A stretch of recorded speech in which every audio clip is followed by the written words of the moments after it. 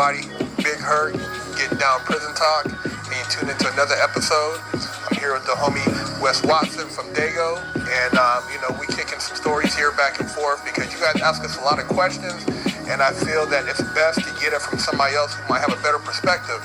And this man has seen and lived a lot of what you guys ask about.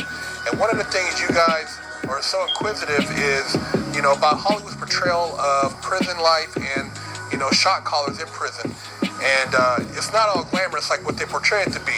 So I'm going to have him elaborate a little bit on what he's experienced and, give you guys some real about that whole scenario. I mean, first off, let's just say a shot caller isn't impervious to the fucking drama of prison because he's a shot caller. In all reality, what do you think happens when you call a bad shot? You don't get a slap on the wrist. You're done. It's a wrap for you. So, I mean, to even put that type of lifestyle, a 10-year prison term like I just did, to even fucking portray that in a 2-hour fucking movie with like events and shit, there is no fucking comparison to what it feels like to sit in a cell on a long lockdown for 14 months like I have. Not one fucking foot out, no shower, bird bath. You fill up your sink full of water and you pour water on top of you and soap yourself up on the fucking toilet. That's your shower for 14 months. So hold on, let me pause you right there because people don't get it. They think, well, didn't you go out at some time they gotta let you out? No, you're saying 14 months straight, right? They don't have to let you out for shit. There has been deemed fucking a state of emergency on the yard. That if I see you, I have to kill you. And they fucking know it. There has been a riot. There has been a major disturbance. You can't go out. It's a full-on racial lockdown. That race is on lockdown because of a problem. You're not stepping out for nothing. And guess what? You don't want to step out for nothing. They'll bring you out to medical and put you right next to your enemy. Do you want that time? Because you got to take off on him. There's no way around it. You got to get him. So they bring you out next to your enemy that you just rioted with. If you don't take off on him, you're getting stabbed. So do you even want to go out? Do you want to go to medical? No, you'd rather just chill until everything subsides. Because in all reality, it's just none of it's worth it. If I give you one stitch, it's a fucking SBI and it's a fucking strike. If you already have a few strikes, you're gonna luckily sign for 10 years off of one stitch. And I mean, I'm a motherfucker. If I hit you, you ain't getting one stitch. So this is what it comes down to. But the way Hollywood portrays prison and being a shot caller and living that life is the biggest bullshit because, I mean, like I said, 14 months, how long do you think those fucking days were? Christmas came by, it came and went. We went on lockdown on October 11th, 2011 for a riot. We didn't come back out till January. The next year, we went all the way through. We went through Christmas, went all the way around again, went through Christmas again, and still didn't come out of a cell one time, not 1 foot. You've been in a car accident?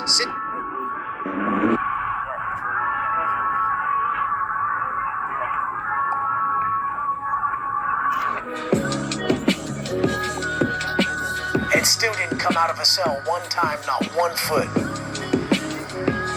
On Christmas, they were nice. They brought the phone on wheels to your cell, and you got a chance to make a 5-minute call. Nobody answered, but I saw that they put phone time on, so I was happy about that. And how many people actually really strive for that position? I mean, they make it seem like, oh man, it's just like some coveted, title that, people, once you attain it, it makes you special. But realistically, man, I mean, I've seen some guys, it's not like they went in expecting to become a shot caller. I mean, you don't even want that. There's so much drama on these yards. For you to be in the position to make a call on a moment's notice on something, if you make the bad call, you're fucked. And I mean, there are so many little things going on. It's not like fucking a clear-cut decision. Like, I know a situation where there was a chomo in a yard, but all these fools who had the yard were dope fiends. So they were waiting till they hit on dope before they killed the dude, because they wanted the dope for the lockdown. Because we were gonna go on lockdown when they got the dude, but they waited too long. The dude caught wind and he locked it up. Now when that dude left, I was in the shoe with him after it. When he left, he landed on another yard and he got booked like a motherfucker because that followed him. And he was the big dude on that yard at once. Now they rolled him to another yard. Now all of a sudden he has to pay for the decision he made over here. And I've never seen someone not have that happen to him. Everyone's a shot caller for a little bit, or not everyone, but the shot callers who have yards for a little bit, they always fuck up. It's a position that is just created for a fall man kind of. There's no absolute, you know, like you just.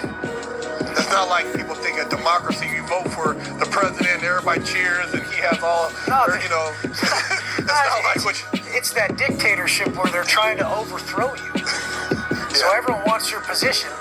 So you're always trying to get overthrown by everybody. Wow. And I mean, and the second you're fucking up, they're telling your fuck ups to everyone, and it never ends good. You get too much. There's too much power, and absolute power corrupts absolutely. And so that man having that power, he has access to too much shit. He gets too high. He makes a bad call. He fucks up, and he's gone. I've never seen someone be in a high position and have it end well. Look at all the dudes who were the top of these things, and now they locked it up. I'm fucking GP, and I don't give a fuck to tell some of these stories, because I don't give a fuck if I go back. God forbid, I will never lock it up, and I'll take my pokes all day. I'll sit in the back, and if fools want to try to get me, I'm down for that, because I'm never gonna be a PC. But I mean, a lot of these higher up dudes, I mean, obviously they had bitch in them because they locked it up, but I never will. And I know fools who can't walk the line because of their gang affiliation, like NLR or shit like that, where they're in the back permanently, but they won't lock it up. So if anyone sees them, they have to get them. But these dudes will not live PC, so they're segregated 24/7, and they're in the shoe permanently. They're on a fucking they're on the life plan in the shoe. They're on a fucking they're validated, and they're stuck back in the back for good. Wow. And for those who don't know what it means to be basically stuck in that situation, it's just like you see no daylight. I mean, you'll get to go to your cage. You know, you'll go to the cages outside, but I mean, you'll get that hour a day by yourself. So you'll go to them cages, and you'll get your 1 hour a day, if that, and it's usually 5 days a week. And then you'll get your shower like Monday, Wednesday, Friday. Like every other day, you'll get a shower. But you're gonna be stuck in the spot for a while, and then and some dudes will choose not even to go out there no more. So they'll just really truly be in the cell 24/7. And another thing I want to kind of ask, because people, they ask me about just the mentality and how prison, what it can do to you mentally. And I tell people, personally, to me, it's one of the most inhumane experiences you can have as a human being, because of just how it makes you have to react to situations. And having been through a lot of that, what do you think it does to the average person, man? For me personally, let me tell you, it fucked up some shit when I got out. Like, I've been around a lot of people that I respected a lot, but my intensity was too much for them. So the intensity that I had in some situations, people that I loved and people that had love and respect for me, at one point lost it for me, because I wasn't able to. I felt disrespected in normal situations that they just called arguments and stuff like that. But being that I was in prison in such an intense environment for so long, I was just trained to react differently, and my reactions were too intense for these people. So it was hard to adjust to society. It just really, I just had a deeper intensity ingrained in me from living that life. Like, stuff that is fucking routine to me would be the sickest thing to them. Like, I was known for sitting on my rack when someone's getting booked, because I usually have a heads up. I'm known for not looking. You don't need a speaker.